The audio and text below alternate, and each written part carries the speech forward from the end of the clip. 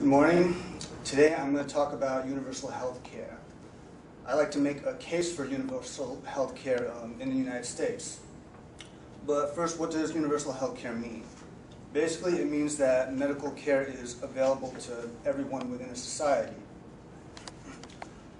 Now, there's different ways of doing it, but that's the goal.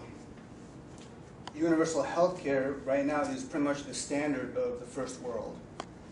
In fact, out of the 30 or so developed nations in this world, the United States is the only one with no form of universal health care whatsoever.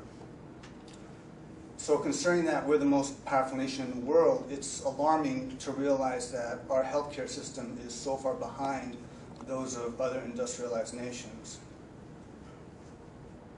So to put it plainly, our healthcare system has to catch up with the rest of the world. Now, one of the biggest problems in our current healthcare system is health insurance. We all know it's important to have health insurance, but how vital is it? Well, we can take a look at a 2008 Milliman report on the cost of some common medical procedures. As you can see, without health insurance, most Americans simply can't afford these procedures. Open heart surgery is very common in the U.S., but having $324,000 is not. Bear in mind that these are not the most expensive procedures, only some of the most common ones. The most expensive procedures, like intestine transplants, will cost you well over $1 million.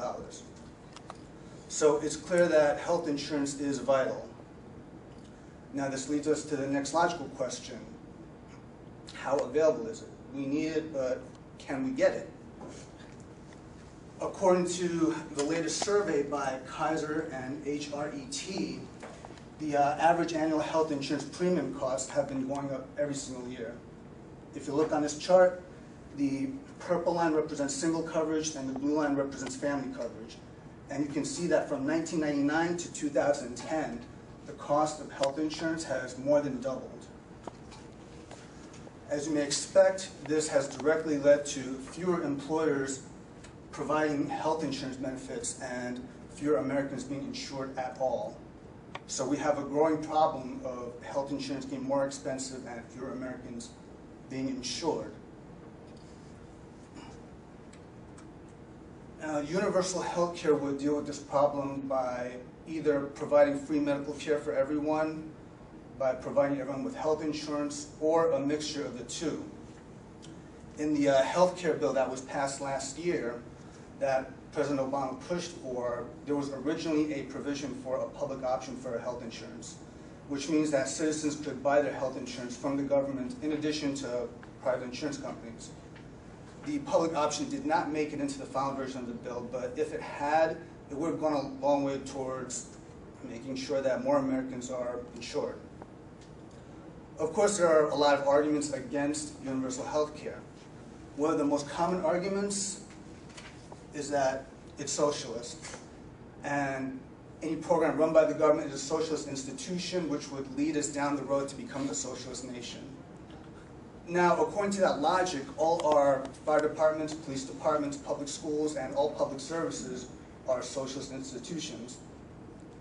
Since we are still very much living in a capitalist nation, that argument doesn't really hold much water. Another argument that does have some more merit is the wastefulness and inefficiency of government bureaucracy. I mean, our government agencies are pretty famous for the amount of time and money that they waste. In addition to that, there's an argument that healthcare will be of lower quality because we remove the profit motive. And there is some truth to that. Right now, the United States generally does have a higher quality of healthcare compared to some other nations with universal health care, like Canada. Now, the problem with both of these arguments is that every year more and more Americans are unable to access this higher quality and more efficient health care. So the service might be better, but it's meaningless if you're not able to use the service at all in the first place. But probably the best argument against universal health care is the high cost of it, because we'd have to find some way of paying for it. And more likely than not, that would involve higher taxes. No one wants to pay higher taxes, but also no one wants to pay high insurance premiums, so it's really a trade-off. But the countries with the highest standards of living in the world, like Norway and Sweden, have high tax rates to help support their universal healthcare systems. And by all indications, it's working well for them. Now, this doesn't necessarily mean that it would work the same for us, but it's definitely something to think about. In addition, there are other ways to pay for it simply by cutting costs. One thing we could do is cut military spending. I know that's an unpopular option for a lot of people, but when you think about it, our entire military budget is nearly equal to the military budgets of the entire rest of the world combined. So how much you cut is debatable, but it's definitely something to think about.